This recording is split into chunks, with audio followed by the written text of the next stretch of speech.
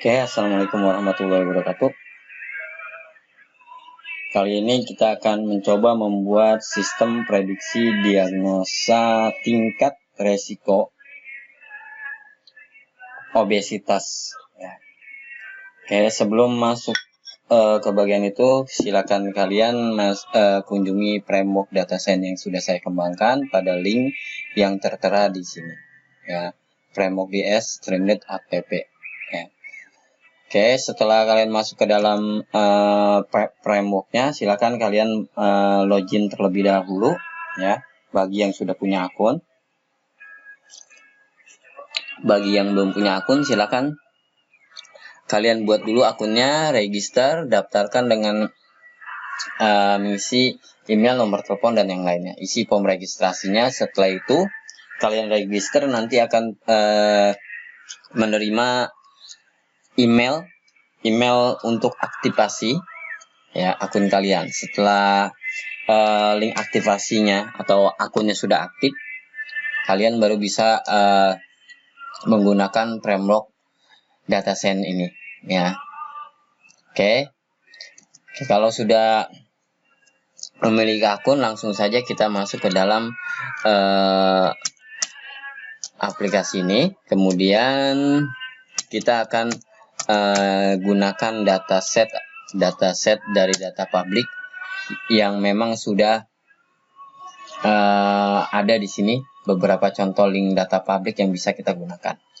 Oke, kita bisa gunakan dataset yang bersumber dari Kaggle ya.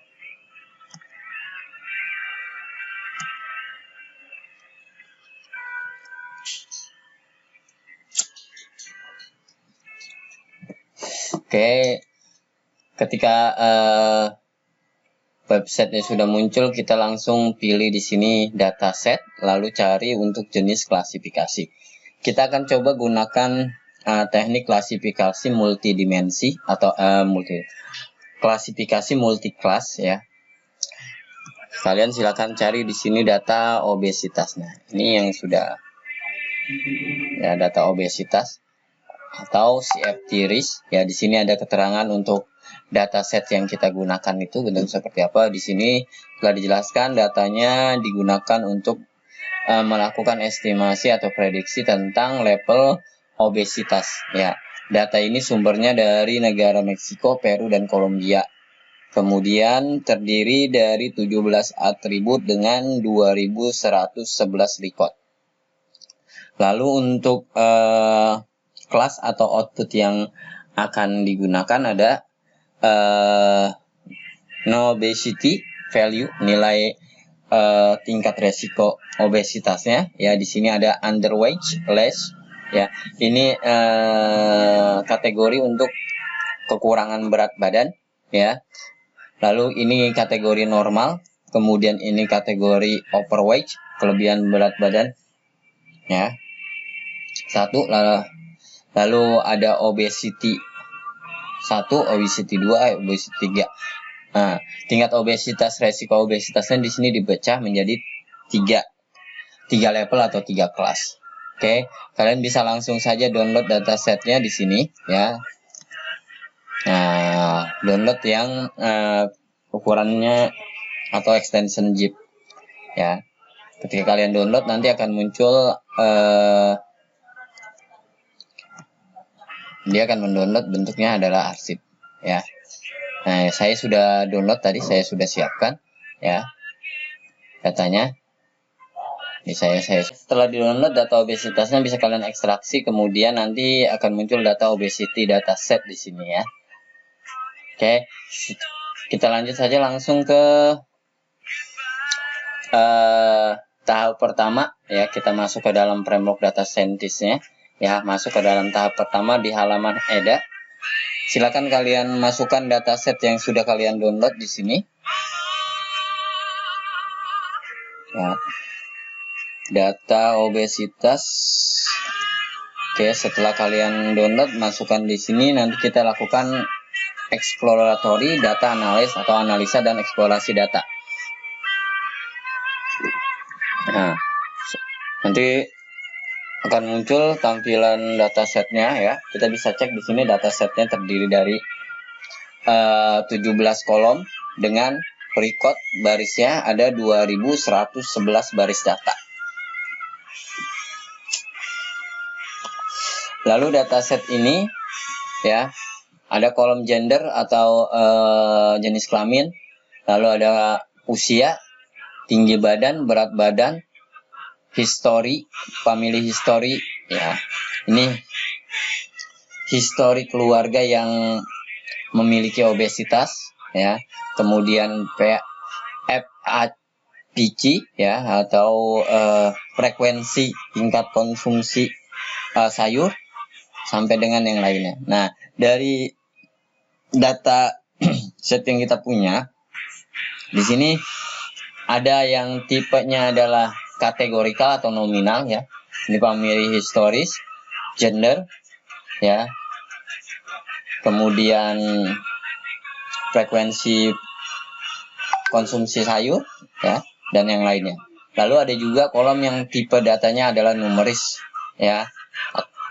Age, height, weight dan yang lainnya ini adalah tipe data numeris. Oke, kita bisa lihat di sini informasi datanya ya terkait dengan tipe data.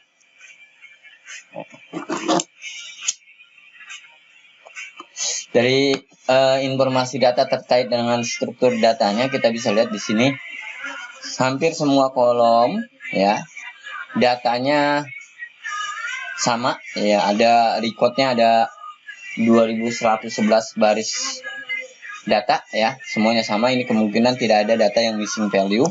Kemudian untuk tipe datanya ada dua jenis yaitu float 64 dan objek ya, tipe data numeris dan tipe data nominal atau kategorikal. Untuk tipe data kategorikal ya, ini untuk gender ada dua kategori ya, male dan female. Lalu untuk history ya, history keluarga dengan obesitas ada dua kategori, yes dan no.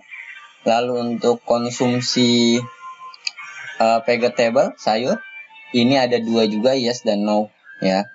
Oke, ini kita lihat informasi datanya seperti ini ya.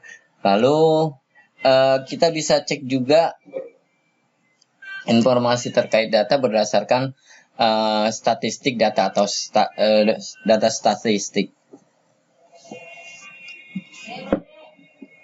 Oke, untuk statistik data ini kita bagi menjadi dua bagian yaitu kolom numeris dan kolom kategorikal.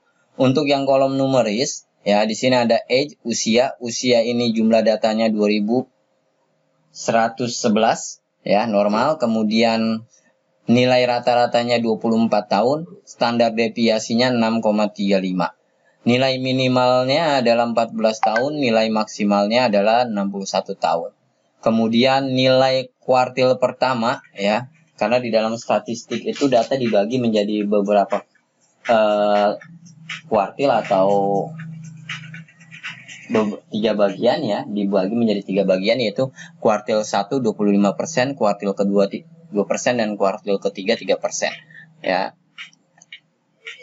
Kemudian untuk tinggi badan ya, datanya normal 2111, kemudian standar deviasinya 0,09, nilai rata-ratanya 1,7 meter ya. Nilai minimalnya adalah 1,45 meter, nilai maksimalnya adalah 1,98 meter. Ya, ini untuk kolom numeris ya. Yang lainnya bisa dicek sendiri semuanya ya. Ini untuk yang kolom numeris. Lalu untuk yang kolom kategorikal ya, di sini ada gender, jenis kelamin, datanya normal 2111. Lalu nilai uniknya ada dua, kategorikalnya ada dua, yaitu male dan female, laki-laki dan perempuan. Paling banyak muncul frekuensinya adalah laki-laki, jumlah frekuensi kemunculannya adalah 1068 kali. Lalu untuk history family ya, jumlah datanya normal, countnya 2111. Nilai uniknya ada dua, yes dan no kategorikalnya. Frekuensi kemunculan terbanyak ada di kategori yes ya, memiliki histori keluarga dengan obesitas. Jumlah kemunculan datanya adalah 1726 kali. ya. Lalu yang lainnya bisa dicek ya per kategorinya. Nah, untuk kelas yang akan kita gunakan adalah tingkat level resiko obesitas. Ada 7 kategori di dalamnya. Ada normal, ya, overweight, ya. Lalu ada overweight sampai dengan obesity level 3. Ya. Ada 7 kategori. Yang paling banyak muncul adalah obesitas tipe 1 atau tingkat obesitas level 1, kemunculannya sebanyak 351 kali deh. Ya. Jadi kelas yang akan kita gunakan adalah level atau tingkat resiko obesitasnya. Oke, setelah kita lihat informasi data secara garis besar, ya, kita sudah bisa lihat datanya bentuknya seperti apa, struktur datanya, objek dengan kategorikal, lalu berapa banyak kategori di dalamnya, dan juga apakah ada kemungkinan nilai missing value, nilai outlier, dan atau data anomali, ya. Secara kasar bisa terlihat langsung dari informasi data bagi orang yang memang sudah terbiasa bermain dengan data. Oke. Setelah proses analisa data, kita bisa masuk ke dalam proses cleaning data, ya. Data yang kita punya tidak bisa langsung digunakan, tapi harus melewati proses cleaning, ya. Cleaning data terlebih dahulu. Oke. Silakan masuk tahapan berikutnya, yaitu pembersihan data, cleaning data, ya. Nah, untuk cleaning data kita bisa cek di sini. Nah, untuk data duplikat terdapat jumlah data duplikat sebanyak 24 baris data yang duplikat. Nah, untuk penanganan data duplikat bisa langsung dihapus di sini. Kemudian yang kedua ada untuk nilai missing value, ya. Kemungkinan tidak ada nilai missing value, oke, kosong, karena kita sudah lihat datanya semuanya recordnya hampir sama, 2111 baris data. Jadi tidak ada nilai yang outlier. Kemudian nilai missing value maksudnya, ya. Kemudian untuk data yang outlier, di sini kita gunakan untuk deteksi outliernya, ya. Bisa gunakan interquartile range, bisa menggunakan nilai z-score. Untuk kali ini kita gunakan nilai z-score. Kemudian setelah itu tentukan juga kolom target atau kelas yang akan kita gunakan. Kenapa? Karena ketika nanti ditangani dia hapus, berdasarkan nilai kolom kelas atau target ini dikecualikan, tidak berdasarkan itu. Oke, di sini kita bisa lihat nilai outlier itu kalau digambarkan dari metode interquartile range, ya. Ini adalah data outlier atau data yang anomali atau data yang tidak lazim, ya. Di sini kita sudah tangani nilai outliernya tadi, ya. Oke, setelah nilai outliernya selesai kita tangani, data yang sudah kita bersihkan ini kita simpan dulu, ya. Obesitas clean, data obesitas yang sudah dibersihkan. Kita akan gunakan data ini untuk visualisasi data dan juga mapping nanti di aplikasi.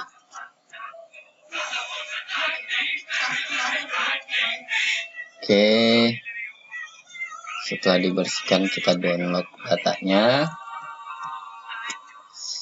Nah, setelah di-download datanya, kita masuk ke tahap berikutnya, yaitu transformasi data atau fitur engineering atau fitur encoding, ya. Untuk fitur encoding kita lakukan 2 tahap. Yang pertama untuk kolom-kolom yang kita jadikan input atau fitur, ya. Itu gender, history family, vegetable consumption, ya. Kebiasaan merokok, SSC, kemudian transformasi yang digunakan. Ya, ini kita lakukan encoding dengan menggunakan teknik label encoding.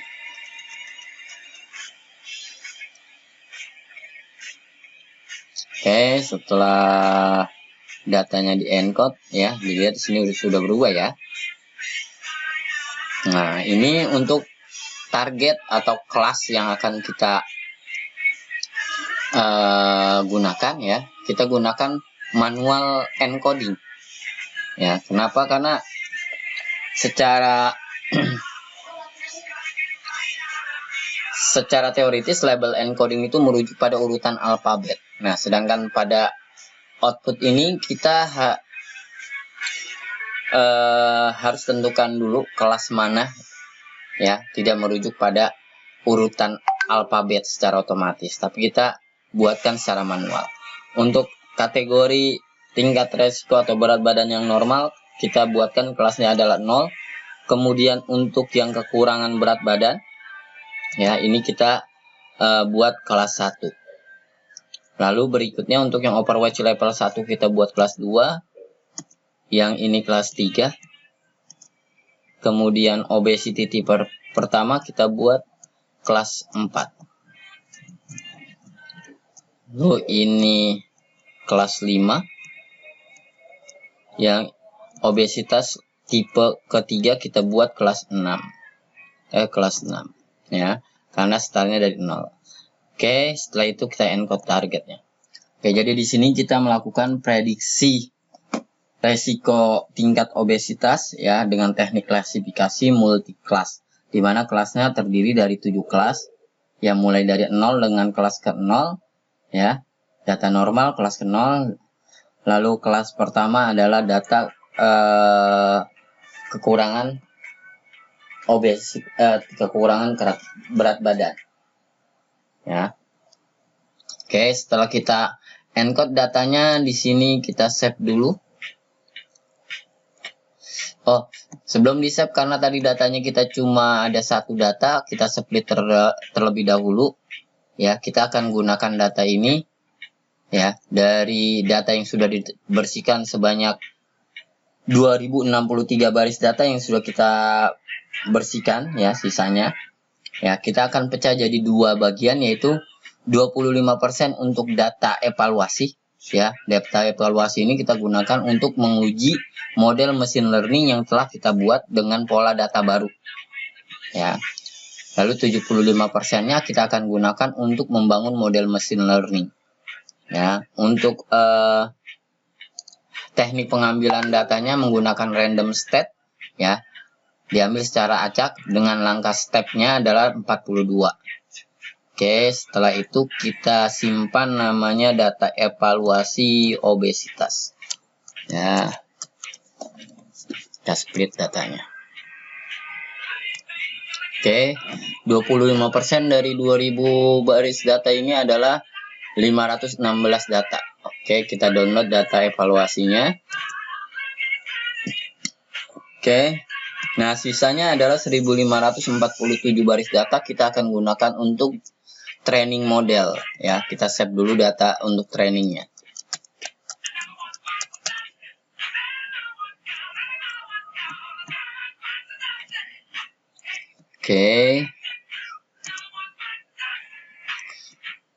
Oke, kita sudah memecah dataset yang kita download dari Kaggle tadi menjadi 3 bagian. Setelah di cleaning kita simpan datanya ya, sebanyak 2063 baris data itu kita data setelah di cleaning kita akan gunakan untuk visualisasi data.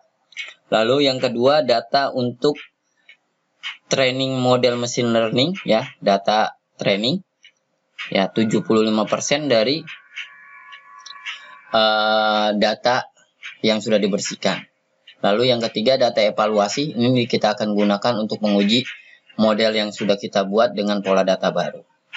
Oke, setelah data ini kita pecah menjadi 3, sekarang kita reset dulu terlebih dahulu datanya.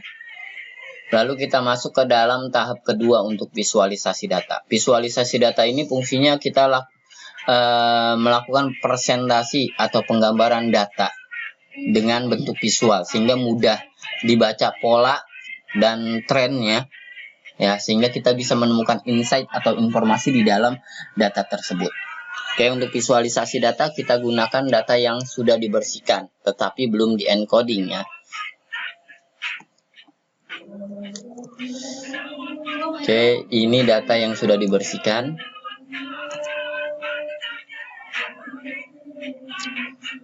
Oke, di sini ada pengaturan grafiknya ya. Kita gunakan yang pie chart dulu.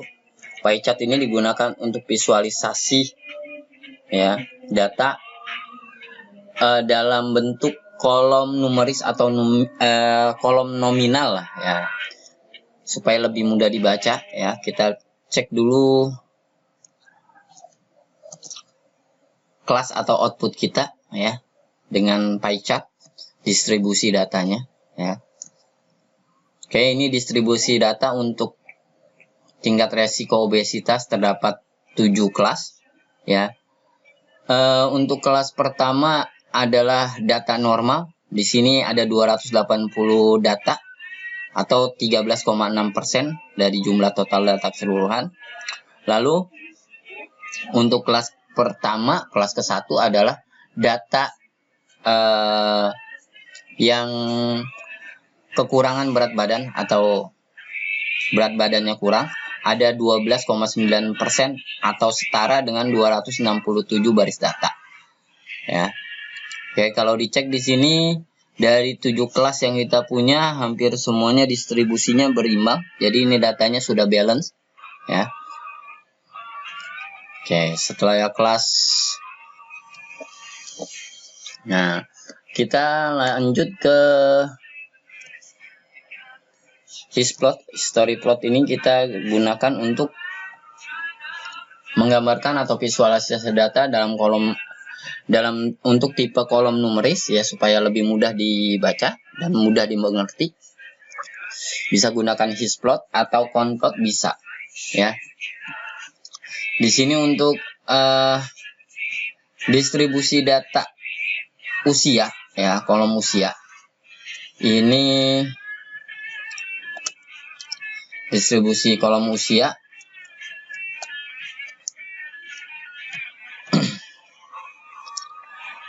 Usianya tadi minimalnya adalah 14 tahun dan maksimalnya adalah 61 tahun. Setelah dilakukan proses cleaning dan transformasi data tadi datanya sudah dibersihkan dari nilai anomali atau data outlier ya. Sehingga bisa dicek di sini ya. Total data yang paling tinggi ya, yang paling banyak adalah usia 20 tahunan 410 baris data. Kemudian 21 sampai dengan 22 itu ada 374 baris data. Disusul dengan 23 sampai dengan 24 itu ada 341 baris data. Ini distribusi data usia atau age ya, atau kita bisa gunakan conplot supaya lebih mudah ya.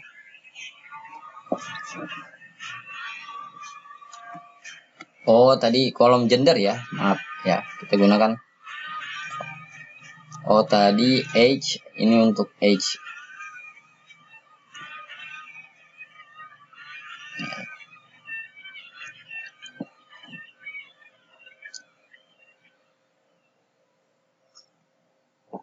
Conplot kita gunakan untuk distribusi data dengan tipe objek ya. Kalau tadi hisplot untuk data dalam bentuk numeris, conplot untuk dalam bentuk objek. Untuk conplot distribusi data jenis kelamin ya. Di sini jenis kelamin ada 2, yaitu wanita dan laki-laki. Distribusi datanya ternyata lebih banyak distribusi data laki-laki sebanyak 1040 baris data dan yang perempuan sebanyak 1023 baris data ya. Nah, dari sisi gender ya, ini berimbang lah, tidak terlalu signifikan bedanya. Kemudian kita bisa cek distribusi jenis kelamin ya, korelasi atau distribusi datanya terhadap tingkat resiko obesitas ya. Nah, ternyata dari grafisnya kita dapatkan pola atau tren perempuan ya cenderung memiliki tingkat resiko yang paling besar terhadap obesitas. Di sini ada data obesitas tipe 3 ya. Untuk yang perempuan sebanyak 323 baris data. Sedangkan untuk yang laki-laki ya. Yang laki-laki tidak ada data obesitas tipe 3, tetapi yang ada adalah obesitas tipe 2 ya. Ini cenderung laki-laki. 295 data. Ya. Lalu untuk kategori yang normal, ini yang laki-laki 145 baris data, sedangkan yang perempuan 135 baris data. Oke, dari kecenderungan ini ya, bisa dikatakan bahwa jenis kelamin perempuan lebih memiliki resiko lebih besar ya terhadap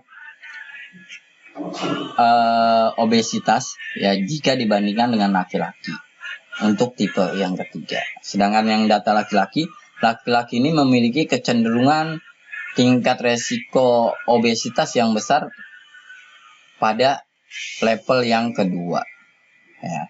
Ini untuk distribusi data jenis kelamin terhadap resiko obesitas. Oke, selain itu kita akan coba untuk kolom history family. Oke. Nah, di sini yang memiliki histori keluarga dengan obesitas memiliki resiko yang cukup tinggi. Ya, dari data yang kita punya ternyata orang yang memiliki riwayat keluarga dengan obesitas ya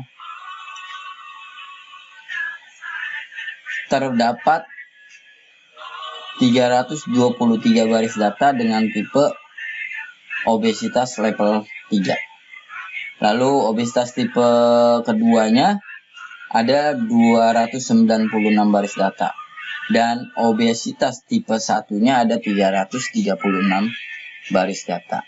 Nah, jadi bisa kita simpulkan bahwa orang dengan histori keluarga memiliki riwayat obesitas ya ini cenderung memiliki resiko yang lebih tinggi jika dibandingkan dengan orang yang memiliki orang yang tidak memiliki riwayat keluarga dengan obesitas. Nah, ya. Kira-kira ini adalah insight atau informasi yang kita dapatkan dari visualisasi data dataset obesitas yang sudah kita punya. Oke, lanjut kita akan ke tahap berikutnya adalah pembangunan model machine learning. Oke, untuk membangun model machine learning kita butuhkan data yang sudah di encoding. Tadi kita punya 3 data ya yang sudah kita siapkan. Kita pakai data training di sini. Ya. Oke, data trainingnya sudah berhasil dimuat. Selanjutnya kita harus tentukan kolom target atau kelasnya yang akan kita jadikan kelas atau target ya, tingkat resiko obesitas. Setelah itu kita split datanya ya, split data dan balancing ya. Di sini distribusi kelasnya sudah balance lah ya, jadi tidak perlu dilakukan balancing ya. Kita hanya perlu melakukan pemecahan atau split data saja. Jadi proporsi data dari total data yang kita punya sebanyak data training sebanyak 1500 baris data ini kita akan pecah jadi 2 ya. Kita akan gunakan 80% untuk data pelatihan untuk melatih model machine learningnya, 20%-nya akan kita gunakan untuk pengujian testing ya, testing model machine learning ya. Kita akan split jadi 20 untuk data uji dan 80% untuk data training. Metode balancingnya non ya. Oke, setelah di split ternyata kita punya data testing sebanyak 310 baris data, data trainingnya 1237 baris data. Oke, setelah di speed kita masuk ke dalam tahap pelatihan model machine learning. Pelatihan model machine learning, kita pilih algoritmanya, kita akan coba metode Naive Bayes ya. Naive Bayes. Kemudian hiperparameter tuningnya kita gunakan yang random search. Untuk distribusi jumlah crossover validationnya kita coba gunakan kita pecah jadi 5K vol aja deh. Standarnya 5K vol. Setelah itu kita latih modelnya. Oke, proses pelatihan modelnya sudah selesai. Kita lihat hasil pengujiannya di tab evaluasi. Ya, pada tab evaluasi hasil pengujiannya terlihat. Ya, classification reportnya sudah muncul di sini. Precisionnya 0,5 untuk kelas 0. Lalu untuk kelas 1 0,67 ya. Akurasi untuk Naive Bayes dengan random search ya. Dengan metode random search ya, kita dapatkan tingkat akurasinya 0,59%. Ya, dari total data yang kita uji 310, ternyata sebanyak 185 baris data diprediksi dengan benar dan 125 data diprediksi dengan salah. Tingkat akurasi untuk Naive Bayes dengan hiperparameter tuning menggunakan random search ternyata hanya memiliki tingkat akurasi sebesar 59%. Ya. Oke, untuk confusion metricnya di sini kita ada confusion metricnya ya.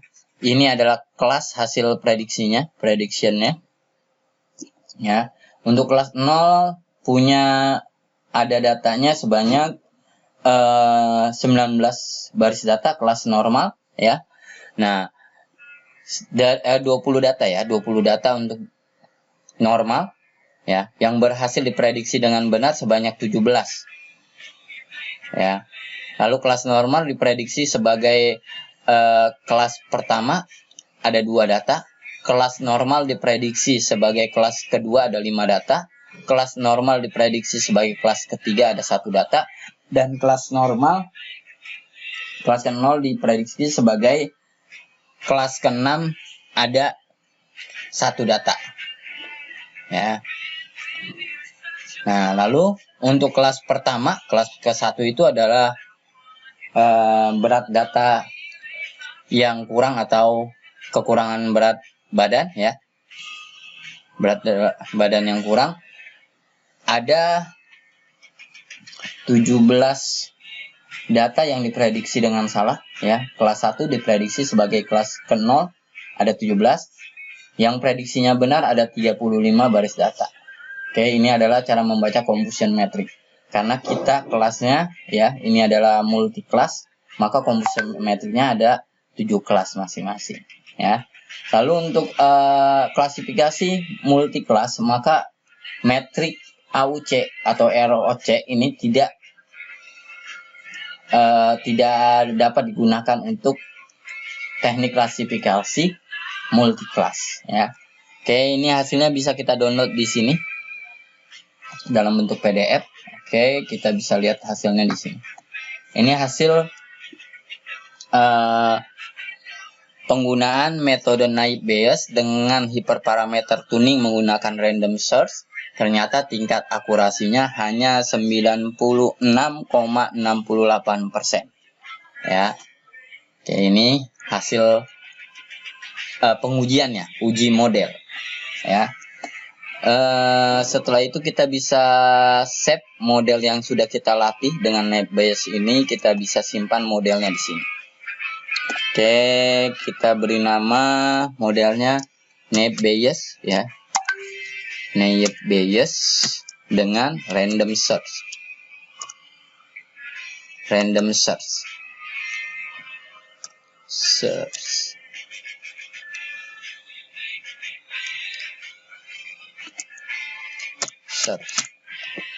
Oke, kita download modelnya. Setelah itu kita unduh. Oke, di dalam model zip-nya nanti ada beberapa file. Jadi kalau tadi kita uji dengan atau kita coba menggunakan algoritma Nebes, sekarang kita akan coba menggunakan algoritma yang lain. Kita coba pakai decision tree. Kemudian parameter tuningnya tetap kita gunakan random search. Ya, kita bandingkan dengan decision tree ya. Parameter tuningnya random search. Cross validationnya sama 5 karena kita akan bandingkan, jadi datanya harus tetap sama.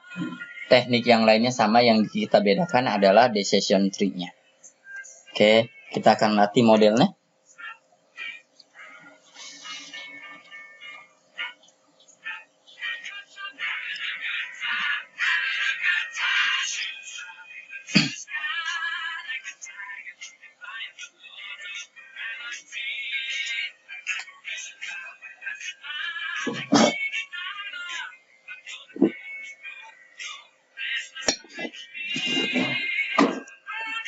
Oke, modelnya sudah selesai kita latih. Sekarang kita cek hasil pengujiannya. Oke, ternyata perbedaannya sangat signifikan ya. Di sini dengan decision tree, nilai classification reportnya untuk kelas pertama ada 94%, kelas kedua 1 ada 93%, kelas kedua 85%, kelas ketiga 97%, ya. Kelas keempat ada 1%, kelas keenam 1%, dan kelas kelima ada 0,97%. Ya, jadi rata-rata tingkat akurasinya adalah 95,65%. Ya, ini sangat jauh dengan menggunakan random net-based tadi, metode net-based. Jadi decision tree itu memiliki tingkat akurasi sebesar 95,48%. Dari total data yang diuji adalah 310, ya, yang berhasil diprediksi dengan benar sebesar 296 baris data, dan yang salah sebesar 14 data. Ya. Oke, ini adalah computation metricnya. Ya.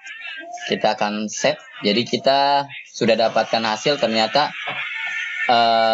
decision tree itu lebih tinggi tingkat akurasinya, sangat jauh ya. Oke, setelah kita save hasil pengujiannya, kita save modelnya.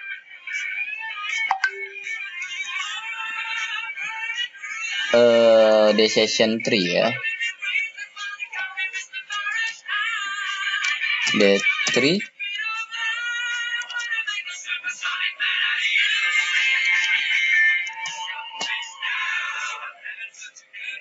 Oke, sudah kita download ya. Kita akan ekstrak ya, sebelum digunakan kita ekstrak dulu dua file tadi. Random search, ekstrak file.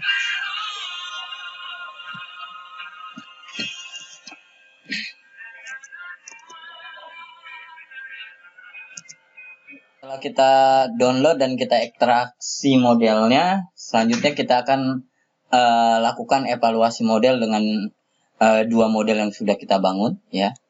Kita riset terlebih dahulu datanya. Oke, tahap evaluasi model, kita upload dulu model yang akan kita evaluasi, kita cek kinerjanya. Oke, tadi kita sudah buat net bias. Kita akan uji dengan pola data baru. Kita cek tingkat akurasinya berapa persen untuk net bias. Tadi pada saat pembangunan model tingkat akurasinya 96%.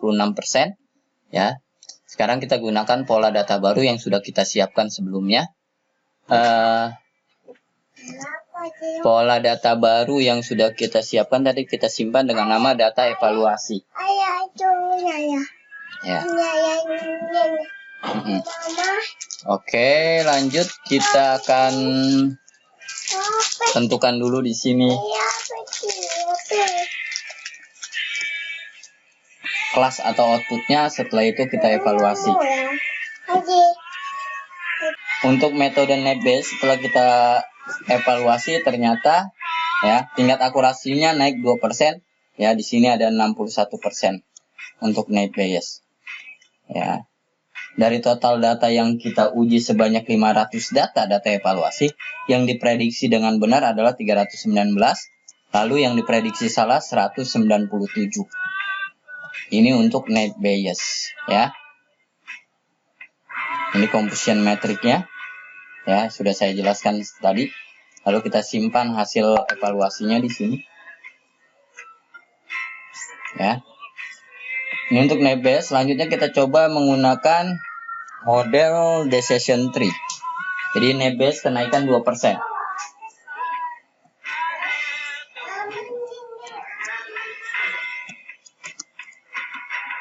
Oke, untuk decision tree modelnya kita upload dulu modelnya.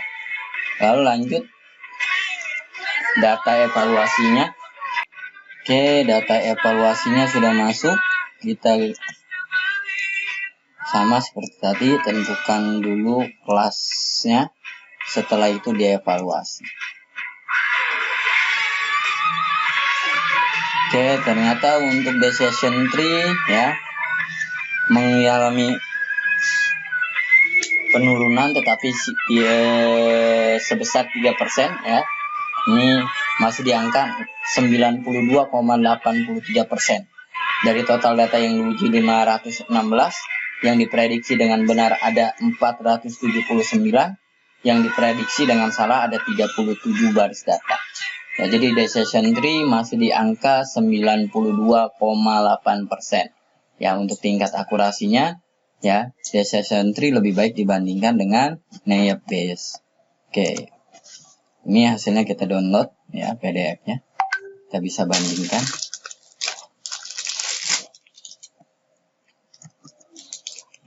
Oke, ini hasilnya ya. Decision tree 92,8%. Oke, lanjut ke tahap terakhir, tahap berikutnya ya.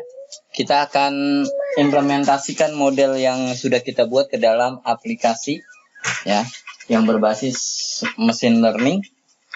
Karena model yang paling bagus dari dua algoritma tersebut adalah decision tree, kita akan gunakan decision tree pada implementasi aplikasinya ya. Oke, decision tree kita gunakan. Setelah decision tree kita modelnya kita upload, langkah berikutnya kita tentukan mapping. Kita butuh data untuk mapping ya. Kita gunakan mappingnya data yang tadi sudah dibersihkan tapi belum di encoding. Jadi datanya masih data kategorikal dengan numerik. Nah, data ini akan dijadikan mapping pada saat form input manual.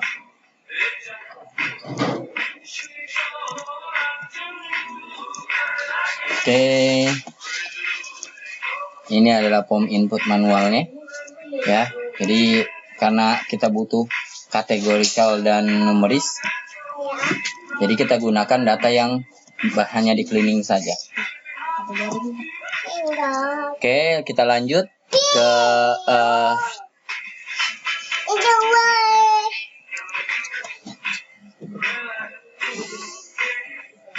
berat badannya kita ubah jadi 65.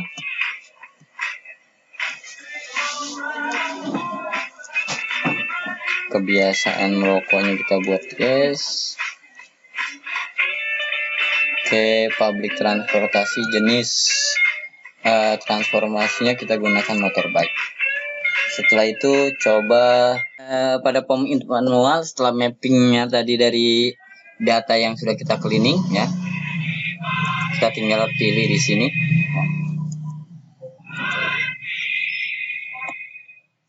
Usianya 37.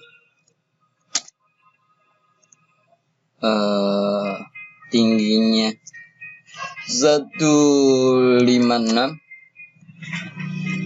Beratnya kita ubah jadi 69. Oke. Rentang nilai batasannya sudah dibuat. Historinya yes. Kemudian ininya pilih always. Smoke-nya yes. Oke, langsung kita prediksi, yang lainnya dibiarkan. Oh, ini jenis transportasinya kita gunakan motorbike. Setelah itu diprediksi. Oke, ini hasil prediksinya ya. Ternyata dengan tipe data seperti itu, resiko obesitasnya masuk ke dalam kategori yang tipe 1. Ya. Bersihkan form.